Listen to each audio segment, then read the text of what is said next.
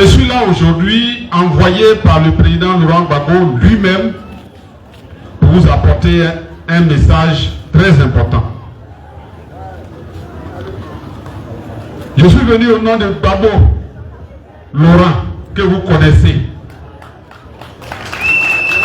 Gbagbo Laurent, que vous connaissez depuis 1990, avec qui vous avez parcouru des montagnes, des vallées, des plaines, avec qui vous avez connu des moments bons, moins bons et très difficiles. Laurent Gbagbo que vous connaissez et qui vous connaît. C'est en son nom que je suis là, que je suis venu vous parler. Laurent Gbagbo que vous avez suivi, que vous avez soutenu, que vous avez accompagné pour la Côte d'Ivoire. Que ceux qui ne voulaient pas du bien de notre pays ont tenté d'enterrer alors que Dieu n'avait pas encore dit son dernier mot.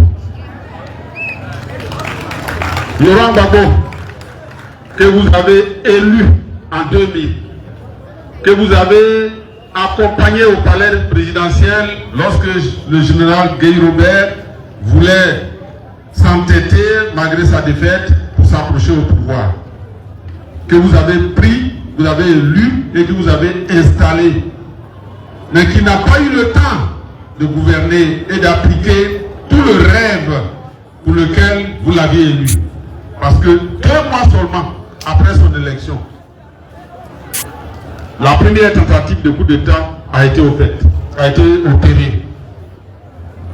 Laurent Gbagbo, élu en 2000, octobre 2000, qui a prêté serment le 26 octobre 2000, a formé son gouvernement le 27 novembre, décembre 2000 et le 7 et 8 janvier 2001, c'est-à-dire 2 mois seulement après son installation, tentative de coup d'État. Et depuis, il n'a plus le temps, il n'a plus de répit. Parce que les ennemis de la Côte d'Ivoire, les ennemis du peuple de Côte d'Ivoire, qui voulaient le pouvoir par tous les moyens, contre le peuple et contre la démocratie, l'ont empêché de gouverner. Et malheureusement, en septembre 2002, la Côte d'Ivoire a été balafrée, a été plongée dans une crise dont nous avons du mal à nous sortir depuis et jusqu'à aujourd'hui. Et Laurent Gbagbo, vaille que vaille, malgré tout, en faisant des réunions, en faisant des discussions, en allant de capitale en capitale pour avoir la paix, a tout fait pour préserver son peuple, a tout fait pour maintenir ce pays, la Côte d'Ivoire, sur ses 4 jambes pour ne pas éclater en mini morceaux comme ce qu'on a vu ailleurs, comme en Somalie par exemple. Il a fait tous les sacrifices. Il a donné de son corps. Il a donné de sa vie. Il a donné de sa vie familiale pour que ce pays reste en place. Et en 2010, après avoir fait toutes les concessions, lorsque les élections ont été organisées et qu'il a gagné et que le Conseil constitutionnel, le seul organe en Côte d'Ivoire, selon notre constitution, qui a le droit de dire qui a gagné l'élection présidentielle, a déclaré Laurent Gbagbo vainqueur, il y a des gens, les mêmes sorciers, se sont levés pour dire c'est pas toi qui as gagné, c'est pas toi qui as gagné, c'est elle qui a gagné. Et Laurent Gbagbo qui a toujours voulu la paix pour son pays, Laurent Gbagbo que vous connaissez, qui aime tellement la Côte d'Ivoire, qu'il est prêt à faire tous les sacrifices pour son peuple, a dit, on a fait une élection, j'ai gagné. Le Conseil constitutionnel dit, c'est moi qui ai gagné. Le Conseil constitutionnel m'a investi conformément à la Constitution. Et puis il y a des voix qui se lèvent pour dire que ce n'est pas moi. Et comme notre pays a connu déjà beaucoup de problèmes, asseyons-nous et recomptons les bulletins. Quelqu'un qui est normal aurait dit, ah oui, ça c'est vrai, on va compter pour voir qui a vraiment gagné. Mais non, les mêmes sorciers on dit, comptez là, c'est trop long. D'ailleurs, les bulletins même là, on les a déjà brûlés. Et c'est comme ça que les palabres ont commencé en 2010. Et Gbagbo qui avait raison, les Blancs sont venus pour aider ses propres frères pour l'enlever du pouvoir, l'amener à Korongo, où ils l'ont maltraité pendant 8 mois avant de l'envoyer un matin dans le froid chez les Blancs, en disant, en jetant les pierres sur lui, comme on jette des pierres sur un cadavre d'un sorcier pour dire où tu t'en vas là, il ne faut plus jamais revenir. Oh, Dieu n'avait pas dit ça.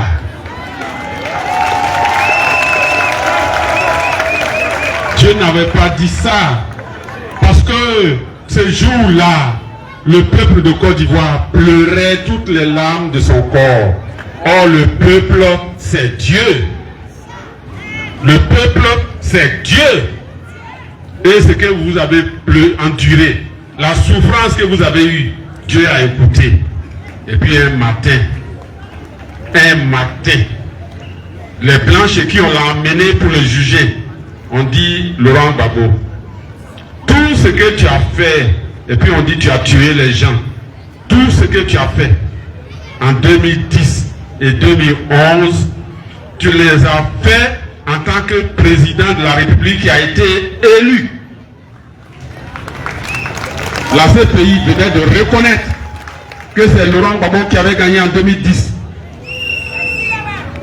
Et lorsqu'ils ont fini de dire ça, ils ont dit tout ce qu'on a dit sur toi là, on a menti, il faut rentrer chez toi. C'est Laurent Gbagbo que vous connaissez. C'est lui qui est venu en juin 2021. Et quand il est venu, il a dit, bon, je suis un soldat à la disposition de mon parti et de mon pays. Je ferai exactement ce qu'il faut pour aider ce pays. Parce que tant que Dieu va me donner le souffle de vie, je ne vais jamais abandonner la Côte d'Ivoire.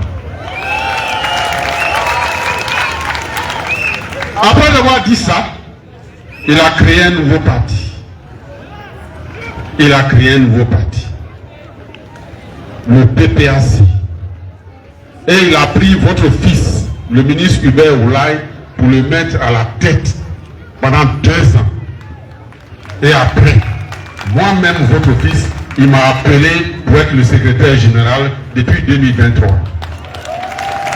C'est Laurent Gbagbo que vous connaissez là, qui a vaincu tous les obstacles que l'homme a dressés devant lui, qui est revenu. C'est lui là que son parti, à l'unanimité des membres et des structures, a choisi pour être le candidat du PPACI à l'élection présidentielle d'octobre 2025. C'est Laurent Gbagbo que vous connaissez et qui vous connaît bien, qui sait ce que vous voulez, qui sait où vous avez mal. C'est lui qui m'envoie vous dire. C'est lui qui m'envoie vous dire le message suivant. Maintenant que, à travers vos enfants, à travers le peuple, à travers le parti, vous lui avez demandé d'être candidat, qu'il a accepté, il doit vous dire que lui, Gbagbo, personne ne peut lui dire, à part Dieu, tu ne vas jamais avancer. Parce que tous ceux qui ont employé le mot jamais face à Gbagbo ont gratté leur tête à la fin. Et au moment où je vous parle, à chaque fois ils disaient jamais, jamais. Quand ils l'ont envoyé à la CPI, ils ont dit il ne va jamais revenir. C'est le premier jamais qu'ils ont dit. Après, quand le procès a commencé à devenir bizarre, parce que leur propre témoin était en train de dédouaner Gbagbo, ils ont dit oh, on ne va jamais le libérer. Deuxième jamais. Après, quand le juge de la CPI a dit Gbagbo a quitté, ils ont dit il ne va jamais venir en Côte d'Ivoire. Troisième jamais. Après, il est parti lui-même à l'ambassade prendre son passeport. Ils ont dit, on ne va jamais lui donner un passeport. Il a eu le passeport. Après, il a pris son avion, il est venu. Quand il est arrivé, ils ont dit, il ne va jamais faire la politique. Il a créé son parti. Et quand il a créé son parti, il a donné les documents à Hubert Oulaye, qui est parti au ministère de l'Intérieur, et puis ils ont signé, Gbagbo peut faire son parti. Donc on disait qu'il n'allait jamais revenir, il n'allait jamais rentrer en Côte d'Ivoire, il n'allait jamais être libéré, il n'allait jamais faire la politique. Aujourd'hui encore, ils sont en train de dire il ne va jamais être candidat. Ils ont oublié que les jamais là, on ne met pas devant Gbagbo.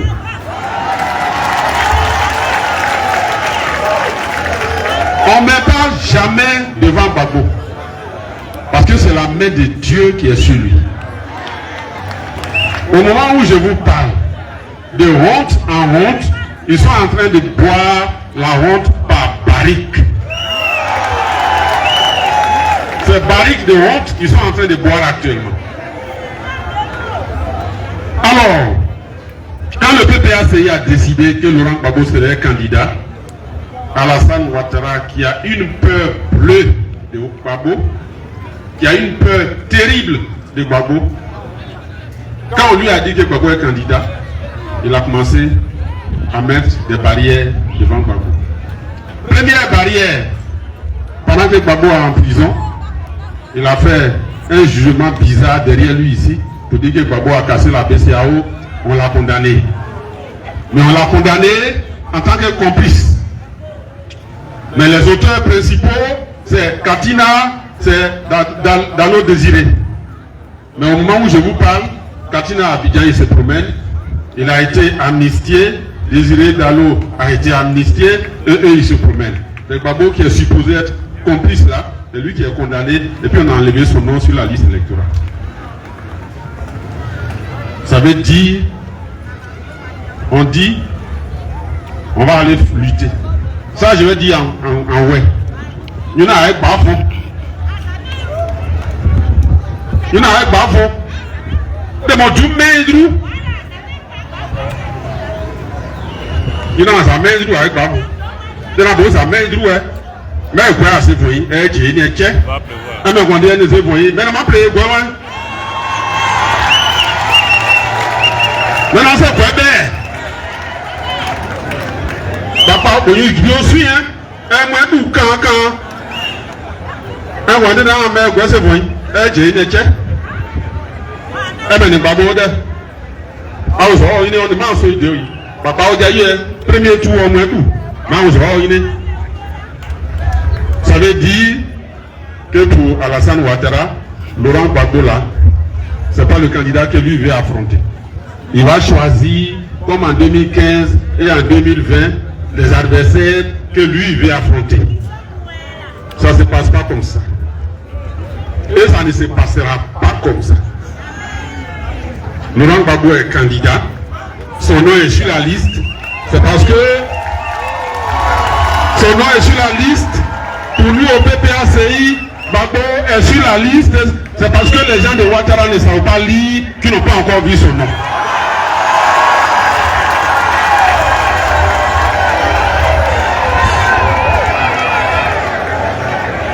Donc le premier problème, la première barrière qu'il a placée devant Gbagbo pour dire qu'il ne va jamais passer, c'est cette affaire d'enlever son nom sur la liste. C'est le premier jamais qu'il a mis. Et comme Gbagbo, il franchit les jamais, son nom sera sur la liste. La même main qui a enlevé son nom là, c'est elle qui va remettre tranquillement. Deuxième barrière, parce qu'il en a placé 3. Comme ça, s'il y a un qui a loupé, deuxième va le prendre. Si le deuxième a loupé, le troisième va le prendre. C'est sur ça, ils comptent et puis ils disent qu'il ne sera jamais candidat. Première barrière, ils ont enlevé son nom. Mais ils vont mettre sans s'en rendre compte. Deuxième barrière, c'est la CEI, c'est sur ça, ils comptent. La commission électorale indépendante. Hier à Taï, j'ai donné un proverbe, j'ai fait une comparaison.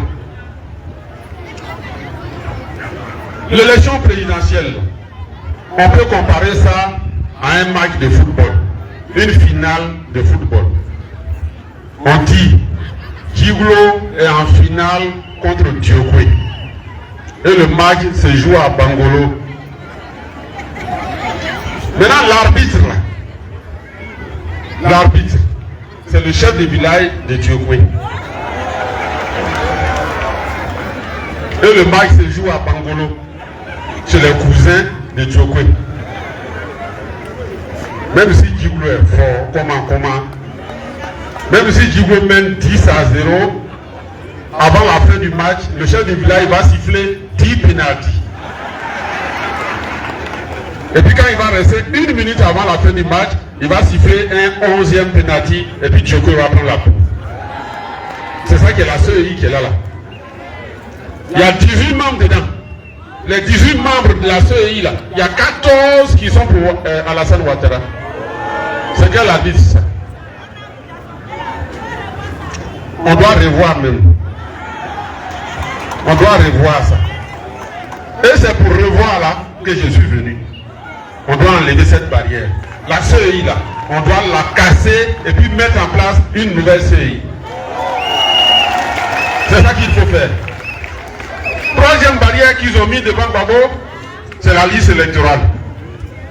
La liste électorale qui est là actuellement là, il y a 8 millions d'électeurs dessus. Mais sur les 8 millions là, avant même qu'on ne commence, il y a 2 millions qui sont pour Alassane Ouattara.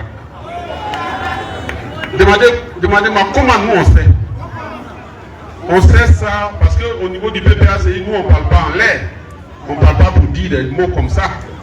On a pris la liste, on a mis dans l'ordinateur, on a fouillé et puis on a vu qu'il y a 2 94 000 électeurs qui ne connaissent pas le nom de leur papa et qui ne connaissent pas le nom de leur maman.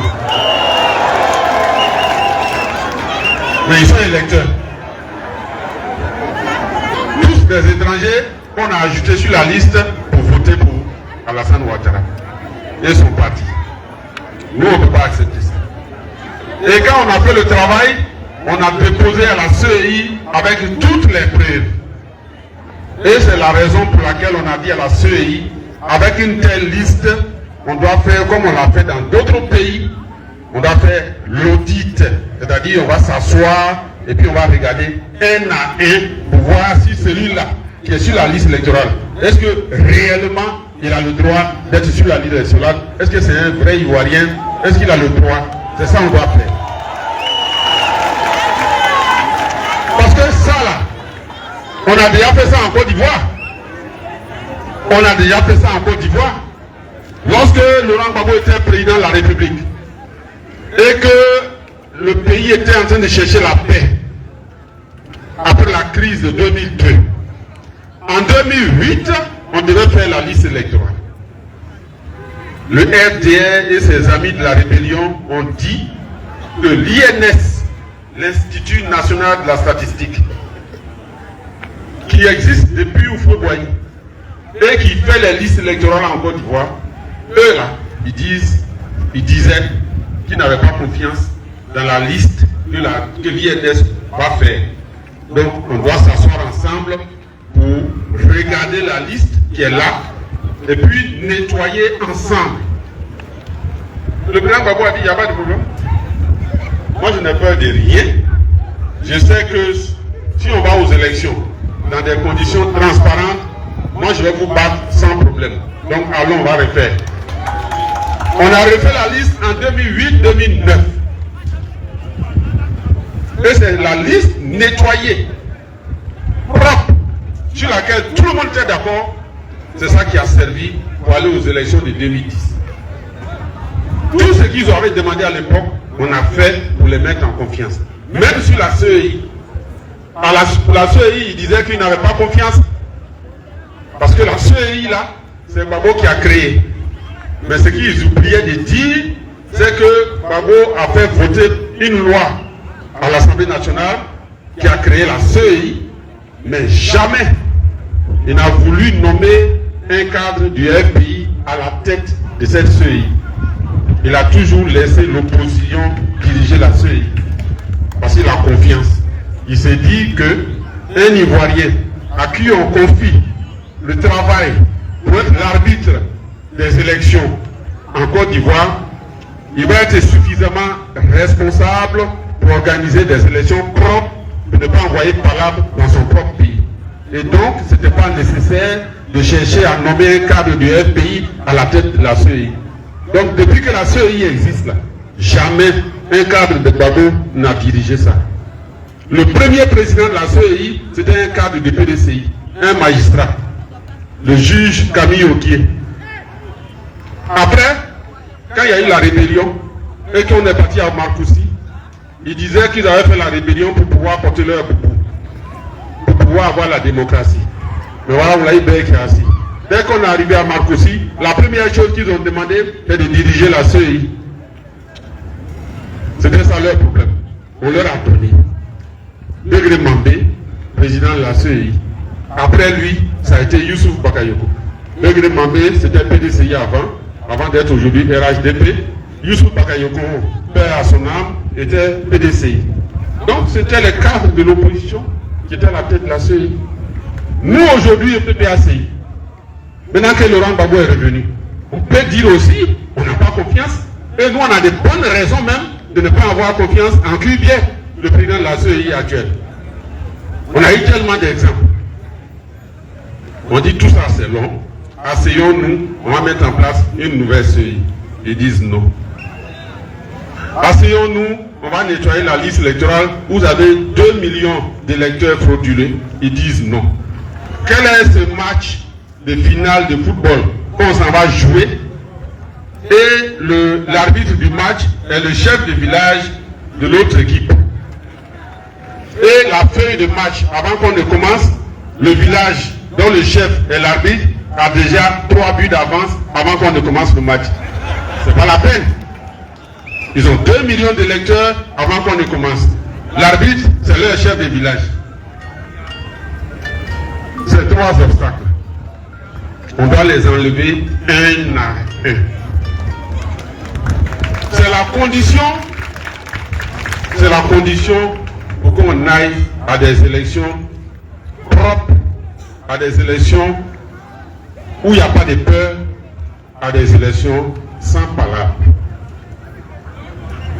Depuis longtemps, on nous dit les élections, il faut qu'elles soient apaisées. Le chef de l'État, même lors d'un discours le 31 décembre, a promis que l'élection présidentielle de 2025 sera démocratique et elle sera apaisée. On dit Alhamdoulilah. Alléluia. Parce que si tu dis que l'élection sera démocratique, ça veut donc dire, si on a la même compréhension de la démocratie, ça veut dire qu'elle sera transparente et qu'on ne va pas exclure des candidats par des méthodes en instrumentalisant la justice et que tout le monde pourra être candidat, que la liste sera propre, que l'arbitre sera réellement impartial et indépendant. À partir de ce moment-là, naturellement, on s'en va vers des élections apaisées. Mais prendre un autre chemin, c'est aller tout droit vers des palabres. C'est pour cela que le président Gbagbo, lorsqu'il a commencé sa tournée à Abidjan, il a posé les conditions pour qu'on aille à des élections dans la paix. Il a été clair. On veut des élections dans la paix. Commençons à les préparer maintenant par des discussions où tout le monde va s'asseoir et chacun va faire voilà son point de vue. Comme on l'a fait en 2009-2010, avant d'aller à l'élection présidentielle, on peut le faire aujourd'hui. Voilà ce que le président Laurent Gbagbo dit et c'est le message qu'il m'a envoyé pour dire. Alors, quel est le travail que vous avez à faire? Les chefs, les femmes, les jeunes, toute la population. Votre travail, c'est de veiller à votre avenir en travaillant aujourd'hui pour enlever les problèmes de demain. Le PPACI vous demande de vous tenir prêt pour dire non lorsque c'est nécessaire, pour sensibiliser et parler à ceux qui dirigent le pays momentanément. Parce que leur caution est finie, bientôt ils vont partir. Mais qu'ils arrangent avant de partir. Qu'ils ne fassent pas un dernier coup de revoir des palabres avant de partir. Qu'ils nous laissent un pays en paix en préparant ces élections correctement, méthodiquement, par la discussion, ici et maintenant. Organiser des élections propres, c'est possible. Organiser des élections où tout le monde est en confiance, c'est possible. On l'a déjà fait en Côte d'Ivoire, quand Laurent Gbagbo était président. Alassane Ouattara est président aujourd'hui, c'est ce qu'on lui demande de faire. C'est son travail qui est là. C'est sa responsabilité. Si on aime ce pays, on doit faire en sorte que tout ce qui peut amener par là soit dégagé maintenant, avant qu'on arrive à ces élections. Quand on aime son pays, c'est ce qu'on fait. C'est sur ça, je voudrais terminer en disant encore merci à nos frères du PDCI d'être venus nous soutenir à cette manifestation. En disant merci aux chefs d'être venus écouter pour parler à vos populations. Laurent Gbagbo veut la paix pour la Côte d'Ivoire. Il veut un pays qui se remette debout. Parce que son ambition, c'est de donner un avenir d'espoir à ce pays qui a trop souffert.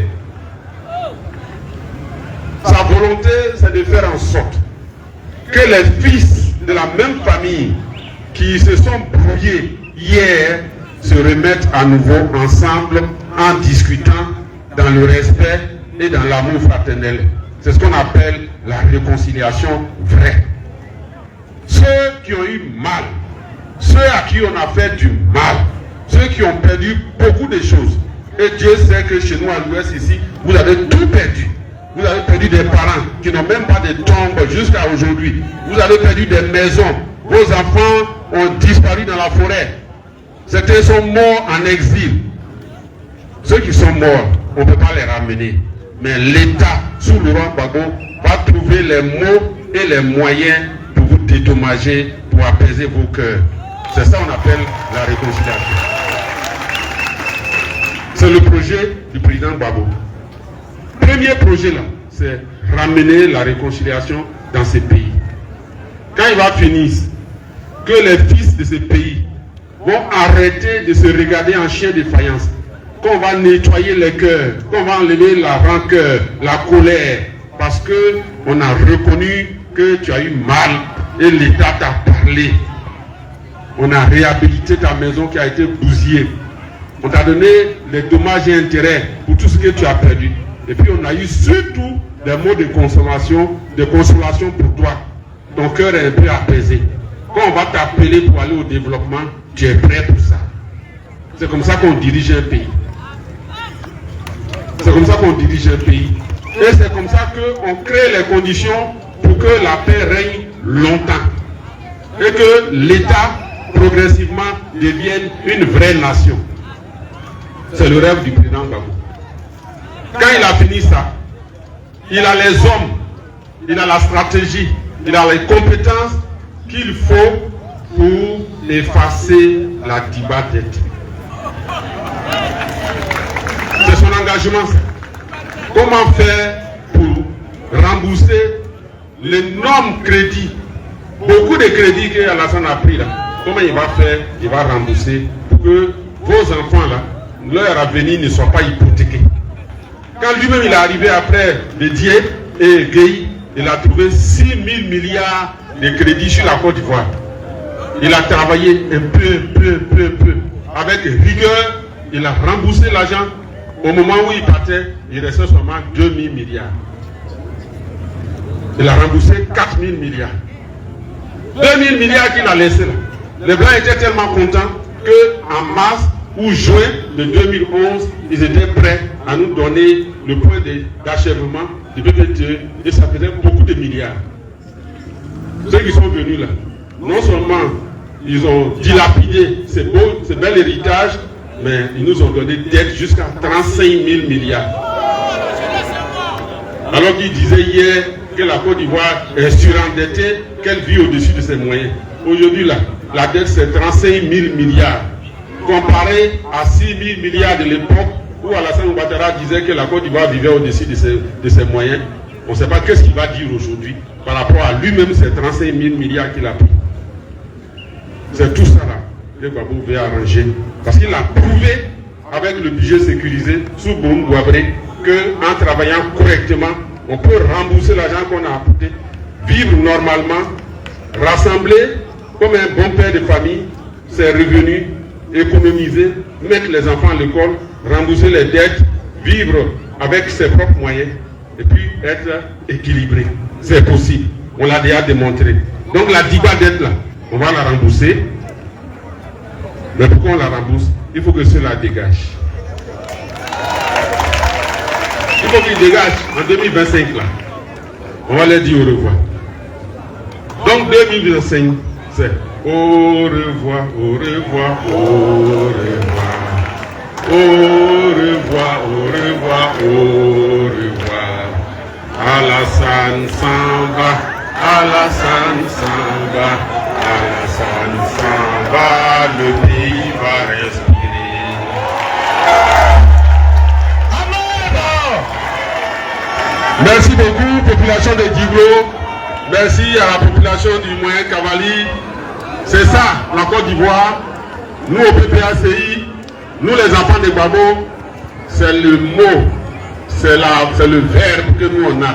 On n'a pas d'armes, on n'a pas de couteau, mais on dit ce qui est là et on propose des solutions. Donc, la Côte d'Ivoire peut aller à la paix, c'est possible, mais la paix que tu cherches là, ça dépend de toi. Que Dieu vous bénisse. Allons à l'élection présidentielle de 2025 avec Laurent Gbagbo pour être président en octobre 2025. Vous venez d'écouter ici la sortie du secrétaire général du PPACI. Nous donnons ici une leçon de la crise ivoirienne, les racines où elle en découle. Pourquoi nous sommes à ce niveau aujourd'hui? Parce qu'il y a des gens qui pensent que la crise a commencé en Côte d'Ivoire à cause du président Laurent Gbagbo. Moi, j'ai envie de vous dire, Laurent Gbagbo est plutôt celui qui a voulu mettre un terme à cette crise-là. Quand il est arrivé au pouvoir, il a essayé de trouver les voies et moyens pour sortir son pays de cette crise. Il a donné des propositions et des solutions. Il a envoyé son pays dans des capitales et des capitales pour une discussion, pour avoir un terrain d'entente, un début de sortie de crise. Et il en a eu. Et naïvement, à cause de sa bonne volonté, il en a même cru en ça. Jusqu'en 2010, comme vous avez écouté. Avant que tout ce qui s'est passé, comme vous avez écouté dans la vidéo. Pour moi, quelle est la leçon à en tirer ici? C'est premièrement de savoir qu'en politique, on ne négocie pas avec des rebelles, avec des terroristes, avec des bandits en bande armée. Et c'est ça qu'était Alassane Ouattara et son groupe. Quand je parle de son groupe, je ne parle pas simplement des rebelles qui ont porté des armes en Côte d'Ivoire. Je parle de la communauté internationale qui était derrière lui. C'est une communauté terroriste. C'est un peu comme ce qui s'est passé en Ukraine. Et Vladimir Poutine a dit stop, ne continuez pas. C'était une bande armée qui voulait attaquer la Russie en passant par l'Ukraine. Vladimir a vu dedans, il a attaqué tout de suite. C'est ce qu'il faut faire quand on est un pays souverain. On doit défendre son pays. Même si ce sont nos propres enfants qui ont décidé d'aller chercher leurs amis pour venir nous cambrioler, pour nous tuer, si nos enfants approchent à la porte, on va les dégainer. C'est comme ça et pas autrement. Parce qu'on doit savoir qu'on n'attaque pas son pays militairement juste parce qu'on veut devenir président. Le président a tout fait pour avoir des solutions. Regardez par exemple cette partie où le secrétaire général dit qu'il leur a demandé même de recompter les voix pour avoir des vrais chiffres. Ils ont refusé. Mais qui peut refuser de recompter des voix étant opposant? Si tu es sûr que tu as gagné, en réalité, ces gens savaient très bien ce qu'ils avaient fait. Ils savaient très bien ce qu'ils avaient fait. Et ils savaient qu'en allant compter, ça devait être la fin pour eux. Ça devait être terrible pour eux. Alors leur meilleure option était de refuser un recomptage des voix. Et résultat, nous avons fait une catastrophe humaine. Plus de 3000 morts, de biens détruits, le feu dans le pays, un développement amoindri, une déstabilisation générale, des milliers de personnes qui se sont enfuies dans le pays et à l'extérieur du pays. Un pays à refaire et un étranger qui a récupéré le pays et qui aujourd'hui mène la misère. Règne en maître, en dictateur autocrate des plus extrêmes. Arrête qui il veut, emprisonne qui il veut. Et ceci sans écouter personne. Aujourd'hui, le pays a perdu en ce qui concerne la démocratie. Le pays est endetté jusqu'à l'os. Il faut donc sauver ce pays. Et pour ça, il faut compter sur des leaders emblématiques et charismatiques, mais surtout des leaders qui n'ont pas peur de la prison et qui n'ont pas peur des intimidations de M. Alassane Dramane Ouattara. C'est où nous sommes aujourd'hui, la team. Dites-moi ce que vous pensez par rapport à cette vidéo, c'est pour une autre.